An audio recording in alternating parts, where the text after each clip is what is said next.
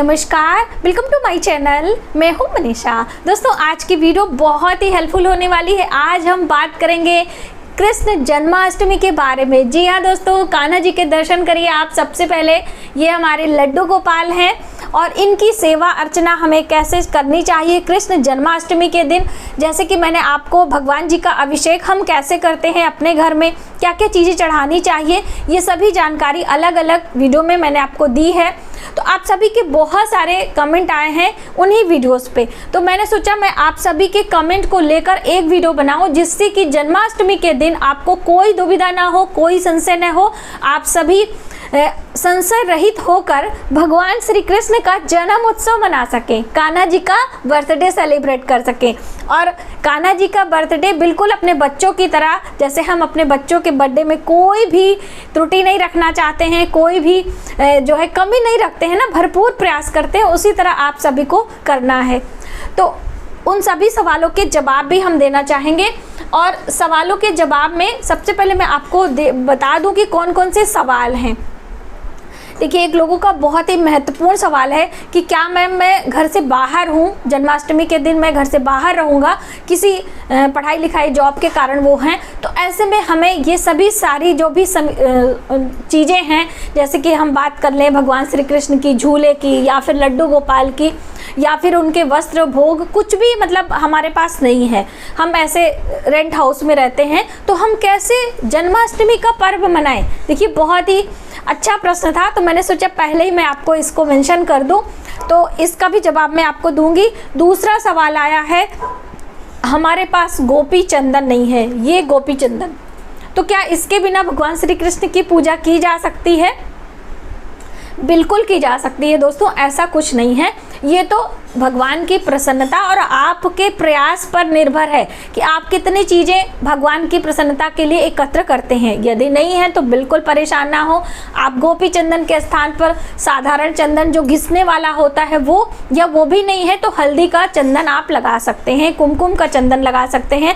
भगवान श्री कृष्ण को सभी प्रिय है, श्रृंगार उन्हें अति प्रिय है, तो उनका श्रृंगार करना आप ना भूलें। और एक छोटी सी टिप मैं दे दूँ कि जब आप कान्हा जी का श्रृंगार कर दीजिए, उन्हें वस्त्र पहना दीजिए, मैं अपना वस्त्र भी दिखाऊंगी, इस तरह से ये वस्त्र है, तो जब आप उनका श्रृंगार कर दे, उन्हें शीशा दिखाना ना भूलें, मिरर, यानी कि आप उन्हें दिखाएं कि आप कितने सुंदर लग रहे हैं। वैसे तो कान्हा जी सुंदर ही हैं, आप मंदिर जाएं तो भी उनकी सुंदरता की तारीफ आप ज़रूर करें, इससे भगवान की प्रसन्नता हमें बहुत जल्द प्राप्त होती है। वैसे भी आप किसी की तारीफ करेंगे तो वो व्यक्ति प्रसन्न हो ही जाता है, तो भगवान ही हैं, तो इसलिए आप उनकी सुंदरता को, प्रतिबिंब को शीशे में दिखाएं और उनकी तारीफ करें। दो महत्वपूर्ण बातें हो गई। अगला है कि हमें कुछ भी नहीं आता है तो हम कैसे क्या करें, कौन सा पाठ करें, कौन सा मंत्र करें, मैं आपको वो भी आगे बताऊंगी।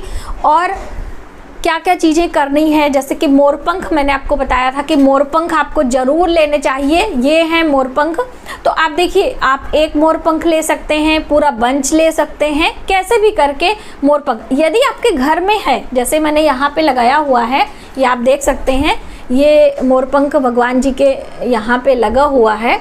ये आप देखिए, थोड़ा सा हल्का सा ये आप देख सकते हैं, सॉरी, ये मोरपंख है। तो यदि आपने ऑलरेडी लगा रखा है तो इतना ज़्यादा आप परेशान ना हो कि हर वर्ष आपको लेके आना है।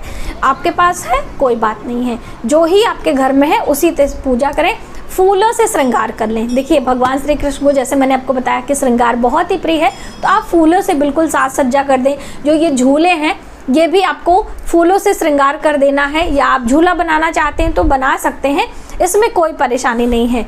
अब बहुत सारे लोगों के पास 56 भोग नहीं है। देखिए, 56 भोग की बात कही गई है और बहुत सारे नाना प्रकार के भोग मिष्ठान हम लोग घर में भी बनाते हैं। तो यदि आपके पास भोग नहीं है तो मैंने कुछ चीज़ें यहाँ पर एकत्र करी हैं। तो क्या विशेष है, क्या ज़रूरी है चढ़ाना यदि आप अपने घर परिवार में रह रहे हैं, तो देखिए, ऋतु फल आप ले लीजिए, 5 प्रकार के फल ले सकते हैं। 5 अलग अलग प्रकार के कौन कौन से फल है वो भी आप देख सकते हैं, जो भी इस मौसम में मिलते हैं वो फल आप ले सकते हैं, ठीक है। लेकिन फलों में आपको अनार जरूर ले लें, क्योंकि अनार भगवान कृष्ण की पूजा में या माँ लक्ष्मी की पूजा में ज़रूर इस्तेमाल करना चाहिए। और इस दिन खीरे का भी इस्तेमाल, अभी ये कटा हुआ खीरा है क्योंकि मैंने भोग लगाया था तो वही मैं आपको दिखा रही हूँ। तो ये खीरे का प्रसाद जरूर आपको चढ़ाना चाहिए। बहुत सारे लोग खीरे में भगवान श्री कृष्ण को बिठा के जन्म भी कराते हैं, तो यदि आप वो कराते हैं तो करा लीजिए।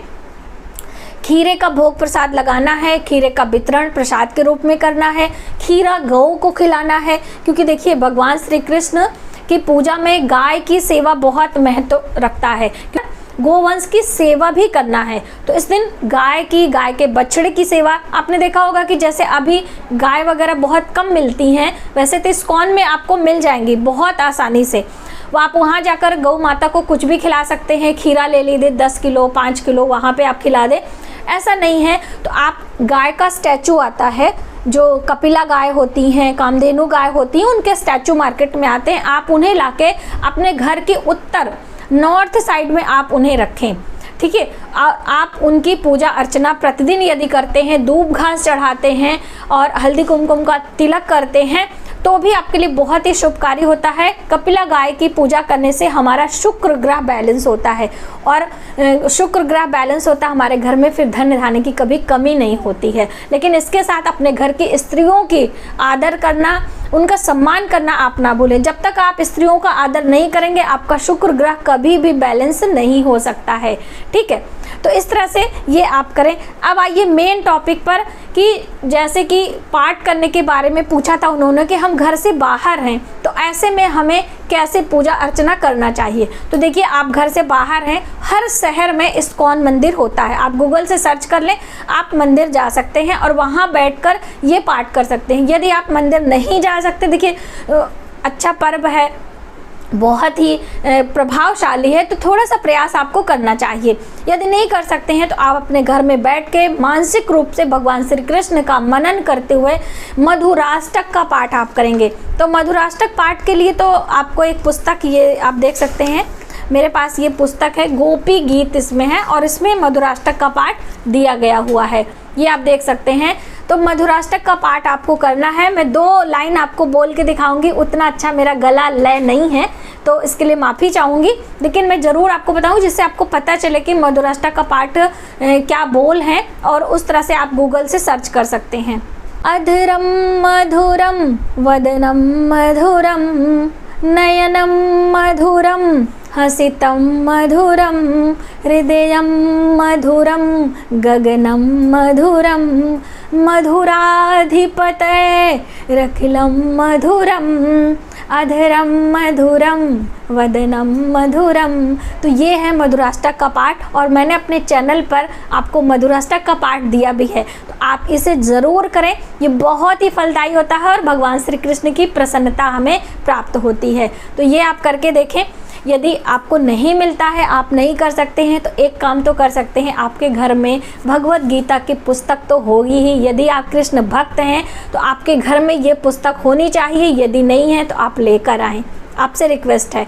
क्योंकि भगवत गीता का पाठ करना, पठन करना, ये हमारे लिए बहुत ही शुभदायी होता है, ठीक है। तो आपको अपने बच्चों को भी सिखाना है, तो ये पुस्तक लेकर आएँ। अब इतनी बड़ी पुस्तक पढ़ने के लिए आपके पास समय नहीं है, तो कौन सा ऐसा पाठ किया जाए इस दिन कि हमें पूरा लाभ मिले। आपको गीता के 11वें अध्याय का पाठ करना है। 11वें अध्याय में क्या है, क्यों कहा जाता है, क्योंकि देखिए इसमें भगवान श्री कृष्ण ने अर्जुन को अपना विराट रूप का दर्शन कराया था, और जिसे अर्जुन मतलब विराट रूप के दर्शन करके वो भयभीत हो गए थे, क्योंकि भगवान के जो है कई सिर हो गए थे, जिसमें से अग्नि की धारा निकल रही, जल की धारा निकल रही है, बहुत सारे राक्षस भगवान विष्णु में भस्म हो रहे हैं, सभी उनमें जो है समा जा रहे हैं। तो ये सभी दृश्य देखकर अर्जुन भयभीत हो गए थे और उन्होंने विनम्र प्रार्थना करी थी कि हे भगवान कृष्ण विष्णु, मैं आपके उस सौम्य रूप का दर्शन चाहता हूँ, आपके चतुर्भुज रूप का मैं दर्शन करना चाहता हूँ, वही मेरे आँखों को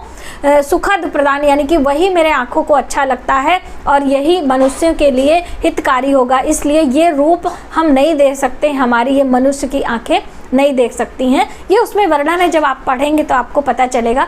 तो इसका पाठ आपको करना चाहिए, आपके लिए बहुत ही फलदायी होगा। और चलते चलते मैं आपको बता दूं कि यदि आपके पास लड्डू गोपाल नहीं है तो आप परेशान ना हो, आप अपना समय भजन कीर्तन में, मंत्रों का जप करने में लगाएं और इस्कॉन जाके वहाँ पे अभिषेक वगैरह होता रहता है शंख द्वारा, सभी चीज़ें आपको मिल जाएंगी। कुछ पेमेंट आप करके वहाँ की सभी चीज़ों का इस्तेमाल आप करके उस दिन का लाभ ले सकते हैं। और भगवान श्री कृष्ण और राधा रानी का दर्शन तो बनता ही है। ये देखिए, ये हमारी राधा रानी श्री कृष्ण है, ये आप देख सकते हैं यहाँ पे ये विराजमान है। ये राधा रानी के, क्योंकि देखिए कहा जाता है कि भगवान श्री कृष्ण की पूजा अकेले नहीं की जाती है और राधा रानी की भी पूजा अकेले नहीं की जाती है, इसीलिए ये कृष्ण के साथ राधा रानी की पूजा आप ज़रूर करें। तो इस तरह से आपके पास कोई भी चीज़ नहीं है तो आप उसमें ज़्यादा परेशान ना हो, आप ध्यान अपने मंत्रों में लगाएं। मंत्रों का जप करने के लिए तुलसी की माला आपको लेना है, ठीक है। अभी ये सब आप नहीं कर सकते हैं तो गौ की सेवा कर लीजिए, तुलसी की पूजा कर लीजिए। देखिए, कृष्ण जन्माष्टमी के दिन पूजा अर्चना के साथ आप तुलसी में जल देना, संध्या के समय दीप दान करना, परिक्रमा करना ना भूलें। तो ये थी कुछ महत्वपूर्ण बातें जो कि जन्माष्टमी के दिन हमें भूलना नहीं है, ज़रूर करना है। कुछ चीज़ों के अभाव में भी हम जन्माष्टमी का पर्व मना सकते हैं और पूरा लाभ ले सकते हैं। चलते चलते आपको बता दूं कि क्या आपको नहीं करना है। आपको उस दिन झूठ नहीं बोलना है, वैसे तो कभी भी नहीं बोलना चाहिए, जब तक किसी के जान पे ना बनाए झूठ का सहारा आपको नहीं लेना है। किसी की निंदा नहीं करना है, निंदा करना भी बहुत बड़ा पाप माना जाता है, ठीक है। दूसरा, आपको चुगली नहीं करनी है, किसी की बात किसी से कहना नहीं, इससे लड़ाई हो सकती है, बहुत सारा इसका दुष्परिणाम होता है जो कि अगले वीडियो में मैं आपको बताऊंगी। और कुछ गरीबों को खाने पीने की दान दक्षिणा आपको ज़रूर देते रहना है। इस तरह से पूरे हर्षोल्लास के साथ जन्माष्टमी का पर्व आपको मनाना है। तो आज की वीडियो में बस इतना ही। यदि हमारी जानकारी आपको थोड़ी सी भी हेल्पफुल लगे तो प्लीज़ हमारी वीडियो को लाइक करें, शेयर करें और अभी तक आपने सब्सक्राइब नहीं किया है तो प्लीज़ सब्सक्राइब कर लें। मिलते हैं एक नई जानकारी के साथ नए वीडियो में, तब तक आप अपना ख्याल रखें। जय श्री कृष्णा।